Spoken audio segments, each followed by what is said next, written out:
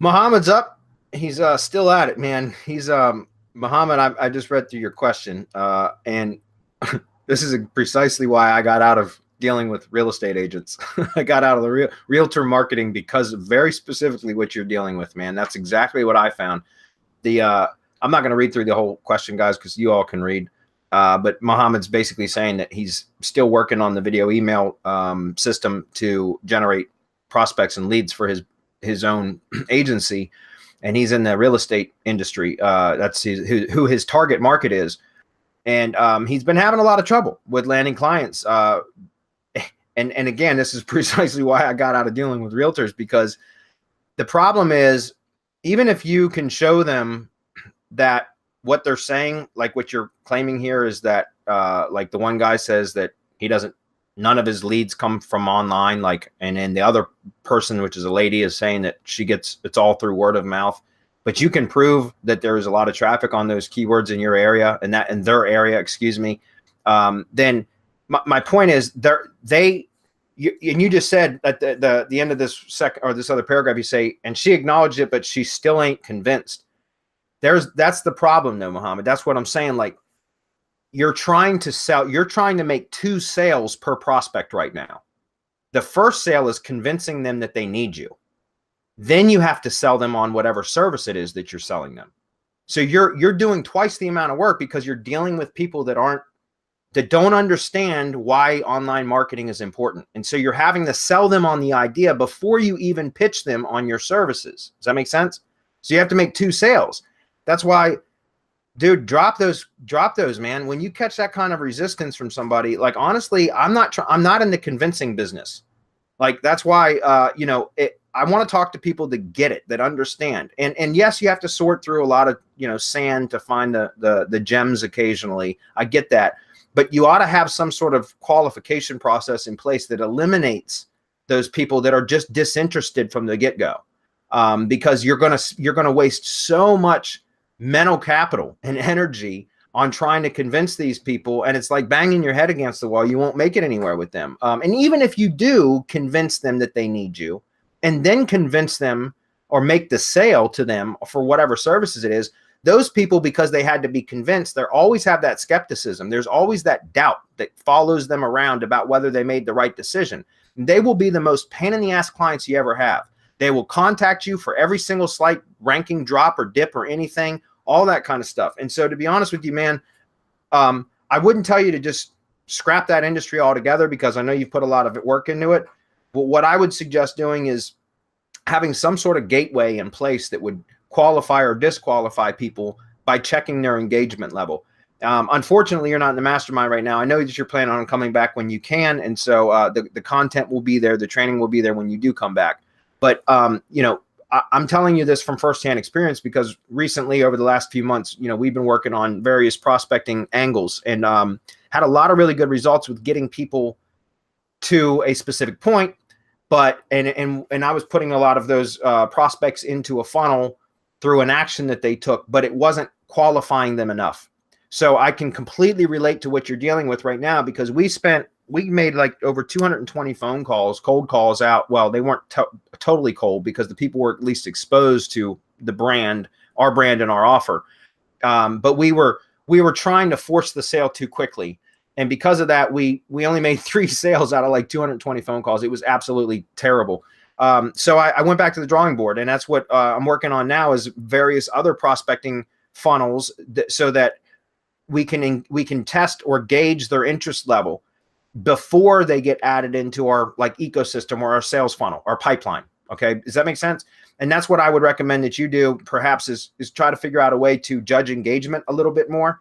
Like, send them to a landing page instead of having them directly contact you. If you're doing the video email system, for example, send them to a landing page where they have to take some sort of action before you even take notice of them. In other words, send them to a landing page and make them fill out an opt-in form or survey or something, request more information, anything that you can do that makes them take that one additional step, because now at least they've raised their hand and said, yeah, I'm really interested. They don't need to be convinced as much.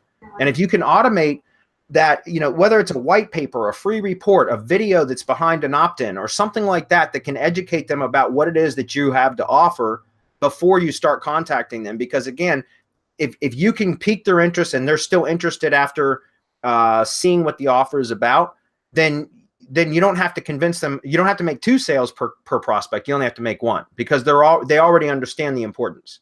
And that's also one other thing I want to say about that before I get the opinions from the other guys.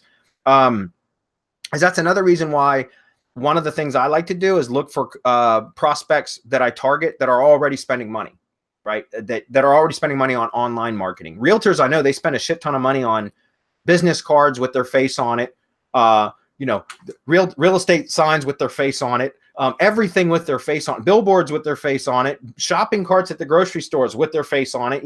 That they're such an egotistical bunch. If any real estate agents are in this audience right now, please don't take offense, but you are. And my point is, they spend a lot of money on like traditional marketing stuff, but I found that they are really resistant to online marketing methods. And so, it's a tough sale.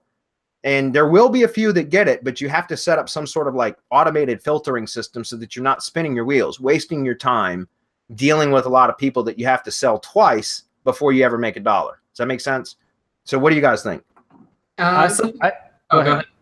Well, I've actually worked both niches here in Costa Rica. There's a lot of commercial real estate. There's a lot of luxury real estate. And the problem, like right from the start, is that since these are high ticket items, the real estate agents that are in this niche, they're really arrogant. Mm-hmm. They think that they know everything there is to know about commercial and luxury real estate, and you can't tell them anything. And marketing. That they don't know, and they'll even try to tell you how to do your SEO.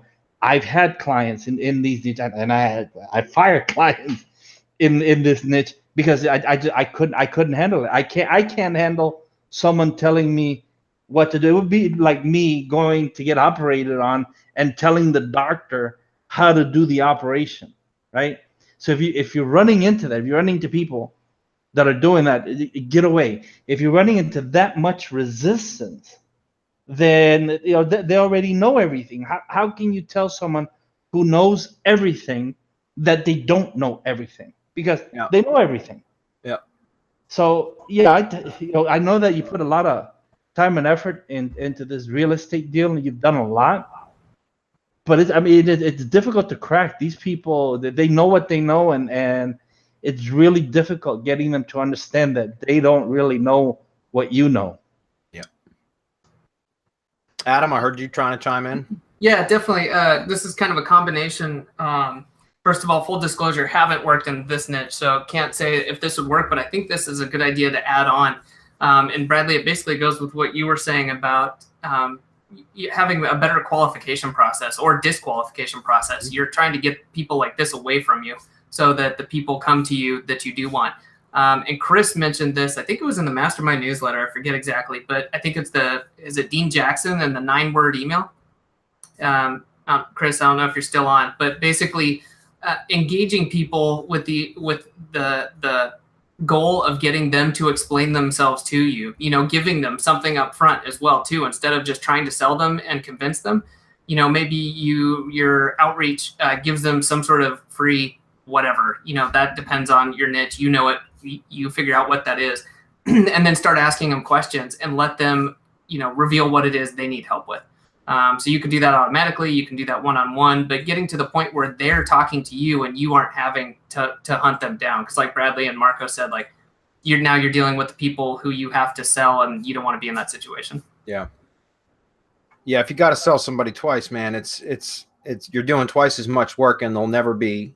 They're always going to be a pain in the ass. Again, as I've done it, guys, many, many times, and I can tell you from firsthand experience that it's not worth it because we chase the almighty dollar, and sometimes I don't trust my gut. And when you're dealing with somebody that's difficult to, and you're trying to convince them that they even need online marketing, I mean, what are the chances that even if they do end up hiring you for services, that they're going to be happy? You know what I mean? The point is they're likely going to be unhappy the entire time, and it's just going to be a nightmare to deal with, and it's just not worth the money. Money's not everything, guys.